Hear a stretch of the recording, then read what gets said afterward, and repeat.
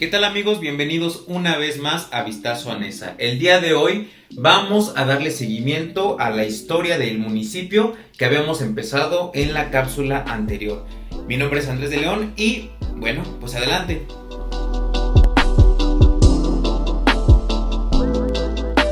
La historia del municipio de Nezahualcóyotl y la historia de la Ciudad de México van íntimamente ligadas. ¿Por qué? Porque la historia de ambas es la historia de los trabajadores que buscaban mejores condiciones de vida y buscaban las oportunidades que les pudieran proporcionar las herramientas para ello. Entonces, es interesante entender que la Ciudad de México, sus zonas populares y toda la zona periférica de la Ciudad de México está formada por trabajadores que en su mayoría fueron despojados de sus tierras en otros estados. En el caso de, por ejemplo, el municipio de Nezahualcóyotl, de Ciudad Nezahualcóyotl, la mayor parte de los habitantes originales eran campesinos que fueron despojados debido a una reforma constitucional de sus tierras en estados como Oaxaca, Puebla, Jalisco y Michoacán.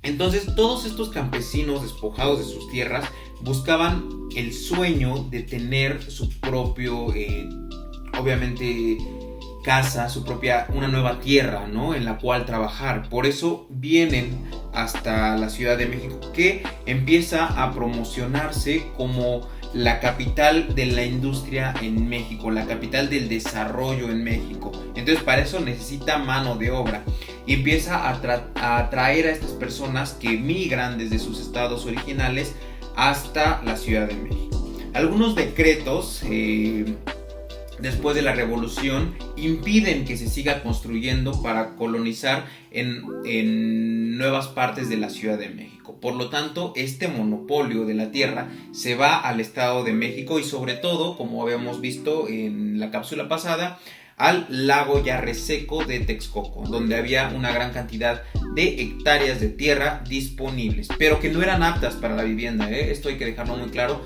no eran aptas para la vivienda, no eran aptas para dejar, para sembrar árboles, para crear nuevos bosques. La única utilidad que se les podía dar más o menos era de agricultura, pero nadie compró para sembrar ahí. ¿Por qué? Porque los campesinos eran despojados, no tenían capital para comprar y mucho menos para poner manos a la obra y desarrollar la agricultura en esta zona.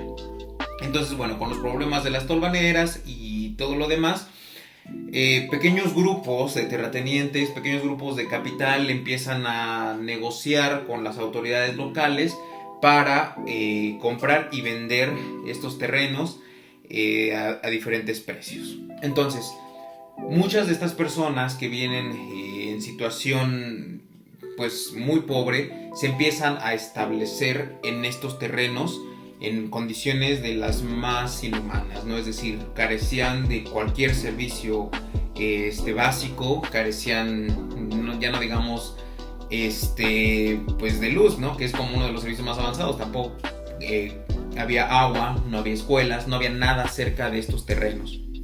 Pero aún así se empezó a construir. Y estas personas lo hacían así porque tampoco podían darse el lujo de pagar una renta en la Ciudad de México, que al igual que hoy era demasiado cara. Entonces, como no podían pagar una renta, algunos de estos migrantes sí tenían familia en la Ciudad de México, les decían los arrimados, ¿no? Algunos otros pudieron rentar cuartos insalubres en vecindades de las colonias populares, pero gran parte de esta masa de trabajadores o de nuevos trabajadores se estableció en lo que era el antiguo lago de Texcoco. Y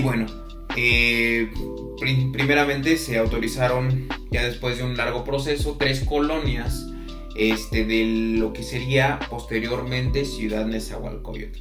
Pero entender este origen migratorio de nuestra comunidad nos permite darnos cuenta por qué hay gran variedad de tradiciones mezcladas en este lugar, y también nos hace caer en cuenta del por qué, por ejemplo, a Ciudad Nezahualcóyotl se le conoce como el Gran Hotel, ¿no? El lugar en el que la población sale para ir a estudiar o a trabajar en la Ciudad de México y regresa solamente a dormir.